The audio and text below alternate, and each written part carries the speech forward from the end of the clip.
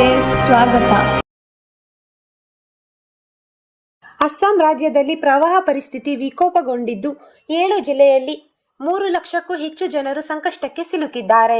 ಅಧಿಕೃತ ಮಾಹಿತಿಯ ಪ್ರಕಾರ ಪ್ರವಾಹದಿಂದಾಗಿ ಈವರೆಗೆ ಮೃತಪಟ್ಟವರ ಸಂಖ್ಯೆ 78ಕ್ಕೆ ಏರಿಕೆಯಾಗಿದ್ದು ಮತ್ತಷ್ಟು ಏರಿಕೆಯಾಗುವ ಸಂಭವವೇ ಹೆಚ್ಚಾಗಿದೆ. ನೂರಾರು ಗ್ರಾಮಗಳು ನೀರಿನಲ್ಲಿ ಮುಳುಗಡೆಯಾಗಿದ್ದು 21,500 ಹೆಕ್ಟೇರ್ಗೂ ಹೆಚ್ಚು ಬೆಳೆ ಹಾನಿಯಾಗಿದೆ ಎಂದು ವರದಿಗಳು ತಿಳಿಸಿವೆ. ಅಧಿಕೃತ ಮಾಹಿತಿಯಂತೆ ಶಿವಸಾಗರ, ಚರೈಡಿಯೋ, ಗೋಲಾಘಾಟ್, ಜೋರ್ಹತ್, ನಗಾವ್, ವಿಶ್ವನಾಥ್ ಮತ್ತು ಕಾಮರೂಪ್ ಜಿಲ್ಲೆಗಳು ಪ್ರವಾಹಕ್ಕೆ ತುತ್ತಾಗಿವೆ. ಒಟ್ಟು 21 ಕಂದಾಯ ವೃತ್ತಗಳು ಮತ್ತು 551 ಗ್ರಾಮಗಳು ಹಾನಿಗೊಳಗಾಗಿದ್ದು ಸುಮಾರು 3,31,000 ಜನರು ಕಷ್ಟ ನಷ್ಟಗಳನ್ನು ಎದುರಿಸುತ್ತಿರುವುದು ಕಂಡುಬಂದಿದೆ. 21,523 ಹೆಕ್ಟೇರ್ ಕೃಷಿ ಭೂಮಿ ಪ್ರವಾಹದಲ್ಲಿ ಮುಳುಗಡೆಯಾಗಿದೆ. ಇತ್ತೀಚಿನ ಪ್ರವಾಹ ಸಂಬಂಧಿತ ಘಟನೆಗಳಲ್ಲಿ 3 ಪ್ರಾಣ ಕಳೆದುಕೊಂಡಿದ್ದಾರೆ. ಶಿವಸಾಗರದಲ್ಲಿ 2 ಹಾಗೂ ಗೋಲಾಘಾಟ್ನಲ್ಲಿ 1 ಸಾವನ್ನಪ್ಪಿದ್ದಾರೆ. ಇದರೊಂದಿಗೆ ಪ್ರವಾಹಕ್ಕೆ ಬಲಿಯಾದವರ ಸಂಖ್ಯೆ 78ಕ್ಕೆ ಏರಿದೆ. ಕಾಮರೂಪ್ ಮೆಟ್ರೋ ಜಿಲ್ಲೆಯಲ್ಲಿ ನಗರ ಪ್ರವಾಹ ವರದಿಯಾಗಿದೆ.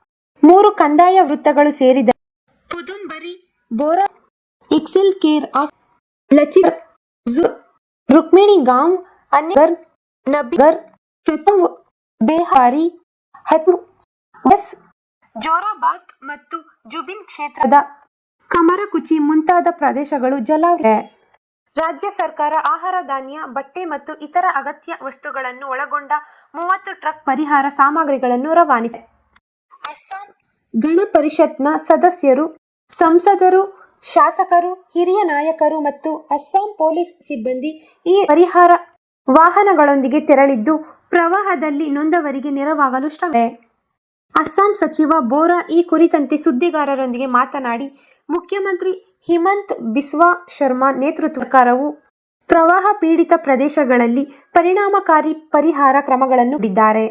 ಸಂಕಷ್ಟದಲ್ಲಿರುವ ಪ್ರತಿ ಕುಟುಂಬಕ್ಕೆ 15,000 ರೂಪಾಯಿ ನೆರವು ನೀಡುತ್ತಿದೆ.